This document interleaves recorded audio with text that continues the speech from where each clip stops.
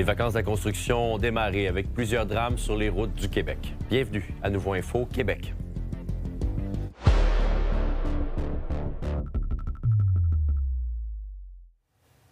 Bonsoir tout le monde, bon lundi. Bonsoir Félix-Antoine. Bonsoir. Les vacances de la construction viennent à peine de débuter, qu'on compte déjà 8 morts sur les routes du Québec.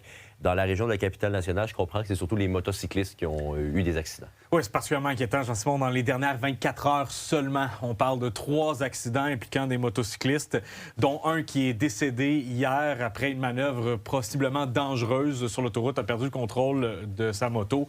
Et un peu plus tôt, aujourd'hui, c'est un autre accident impliquant un motocycliste du côté de Saint-Henri-de-Lévis. Son état est jugé critique au moment où on se parle. Donc, bilan très inquiétant qui s'ajoute à ces 8 décès dont tu as parlé, et qui nous ramène à la mémoire l'année dernière, qui était une année record, 38 décès lors des vacances de la construction 2025. Ça s'était pas arrivé depuis 2011, donc une année qui inquiète.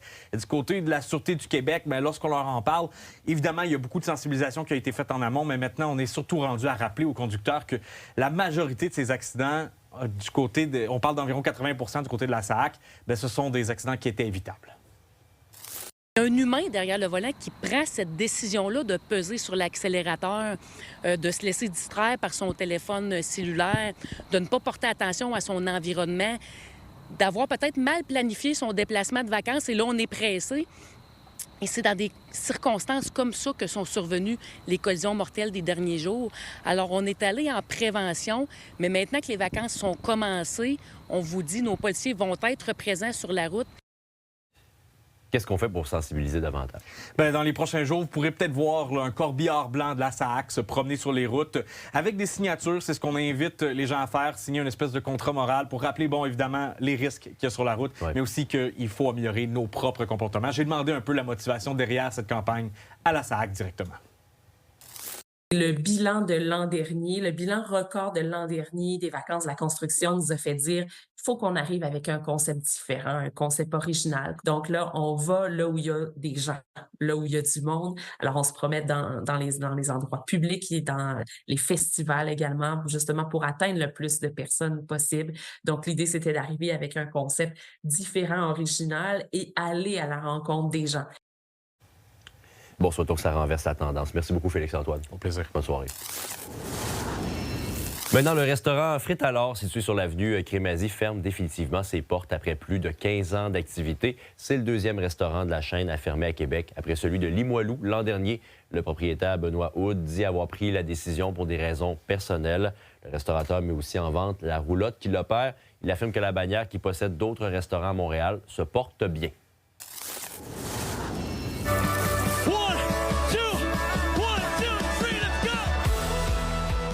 C'est une vidéo spectaculaire prise lors du Festival d'été de Québec et qui fait le tour des médias sociaux. Le DJ Martin Garrix attrape un drone, comme vous l'avez vu, le lance dans la foule. La manœuvre a demandé une grande coordination de la part des équipes de production de Bleu Feu. La vidéo atteint déjà près de 70 000 mentions j'aime.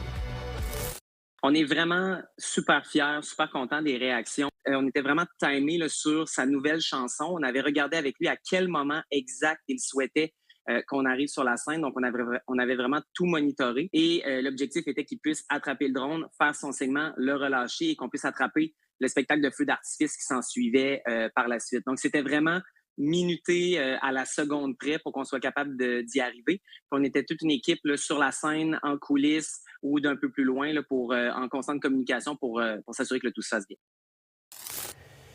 Après la prestation de Dylan Lapointe avec Limp Bizkit, c'était au tour d'un jeune de Québec, Nicolas Larose, de jouer de la guitare avec Jelly Rose sur la scène Belle hier soir.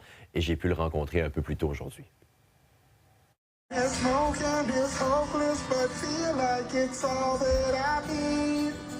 Salut Nicolas. Allô? Je te vois plus proche qu'hier. J'étais dans la foule au show de Jelly Roll quand t'es monté sur scène.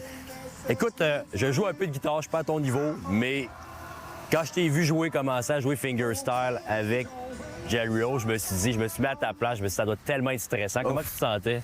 C'est sûr, c'est stressant. Nicholas, Quebec City, baby! Tu sais, il a joué la première partie une fois, puis quand on a recommencé, j'ai juste arrêté de penser. J'étais plus là, dans le fond. J'ai juste joué. Fait qu'au début, quand je voyais tout le monde, c'était stressant, mais on dirait que je me suis habitué comme assez vite.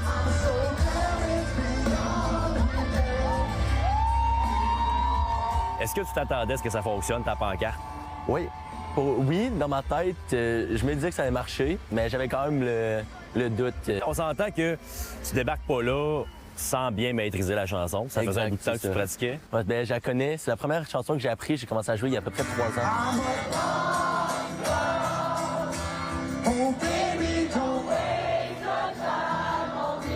Puis une fois que j'ai su qu'il venait en mars, je me suis pratiqué juste cette chanson-là pendant 4 mois. Est-ce que ça avait une signification particulière, cette chanson-là? Parce que sur ta pancarte, c'était marqué « It would save me ». Est-ce qu'il y avait quelque chose de vrai là-dedans ou c'était juste un jeu de mots? Ben, c'était un jeu de mots à la base, mais là, que le nombre de fois que je me suis fait demander, ça m'a fait penser un peu au COVID, genre, parce que je rentrais au secondaire, c'était vraiment tough.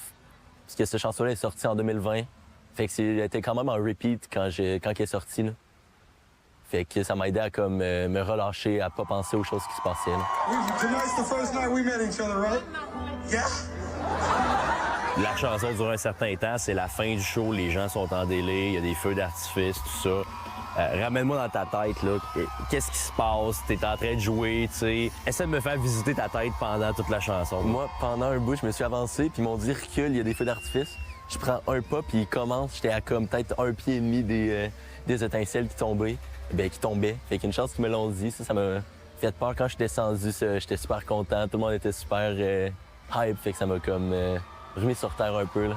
C'est le plus beau moment de ta vie? Ah ben oui. Ça va prendre de quoi pour topper ça? Ça va être dans la barre et haut. Ouais. Puis Jelly Roll, tu l'as trouvé comment? C'était le meilleur show du FEC. Ouais. Merci, Nicolas. Merci à toi. Salut. This is Nicholas from Quebec City, y'all! Et on continue à parler du FEC parce que je reçois en studio le directeur général de Bleu-Feu, Nicolas Racine. Bonsoir, M. Racine. Bonsoir, ça va bien? Grosse 58e édition. Merci d'être là. La météo, est-ce que vous aviez arrangé quelque chose avec Dame Nature? Ou... Non, mais j'imagine que c'est une récompense pour l'année dernière, dans le sens que ça avait été beaucoup plus difficile. Cette année, on a eu un vent d'eau toute la période du festival avec la météo. Donc, on est content pour les festivaliers. Ça a contribué à améliorer l'expérience, c'est évident. Hein? Puis on a eu un petit peu de désagrément, mais c'est très, très limité pour 11 soirs de spectacle. À Québec, on est chanceux. Monsieur En Marche, je parlais à Louis Bellavance de la programmation. Il disait que c'est peut-être la plus équilibrée. Est-ce que c'est votre sentiment aussi qu'elle était? Tout à fait. Hein? On a la chance, puis c'est l'ADN du festival. Hein? On a la chance d'avoir 5 scènes extérieures qui nous permettent d'offrir toutes sortes de styles de musique puis de plaire à tout le monde. Cette année, oui, je trouve qu'on avait vraiment un bel équilibre. On l'a vu, hein, les foules étaient importantes. Sur l'ensemble de nos scènes, on parle beaucoup de la scène belle, mais sur l'ensemble de nos scènes, il y a du monde le soir. Les scènes, 2 scènes gratuites, que ce soit la scène Crève ici à Dionville ou à l'Assemblée nationale, ces scènes-là sont pleines aussi. Donc pour nous, c'est vraiment important que toutes les scènes fonctionnent bien. Puis cette année, ça a été vraiment le cas. Je veux qu'on parle de la section VIP, les tentes, les loges corporatives, les zones avant-scène. J'ai été témoin de Fred Durst qui a traité ces gens-là de maisons de retraite, de All American Reject aussi, qui n'ont pas été très tendres. C'est vrai que le contraste, quand on voit l'ambiance, est quand même fort entre le côté droit de la scène et le côté gauche. Est-ce qu'il y a des avenues de solutions pour que ce soit un peu moins frappant pour les artistes? Bon, on n'a pas de problème vraiment avec les têtes d'affiche principales. Hein? Ces zones-là se remplissent plus tard en soirée. C'est un produit qui est un peu comme ça. Je pense que les critiques, on les entend, on les écoute.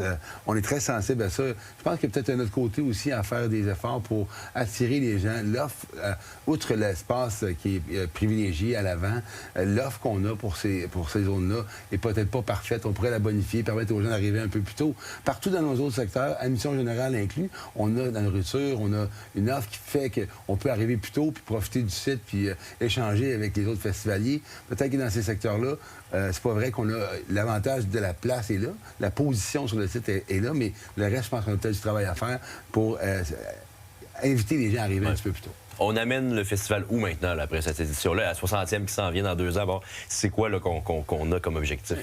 Je pense que l'ADN du festival va toujours demeurer la programmation. C'est là qu'il faut investir le plus. C'est là qu'on se démarque. Donc, ça va rester. Mais on travaille depuis plusieurs années sur le contenant du festival, l'expérience, créer des moments d'émerveillement. C'est ça qu'il faut continuer à faire. Il faut développer ça. Nos bases sont très solides. Les équipes sont très compétentes. On le voit. On a essayé des choses cette année. Ça s'est bien passé. Je trouve ça le fun qu'on essaye, parce que si on essayait rien, ce serait plate. Donc, on essaye et ça fonctionne. Donc, il faut qu'on aille de cette ligne-là pour continuer à améliorer le produit. Nicolas Racine, merci. Ça fait plaisir. On se dit à l'an prochain. Merci.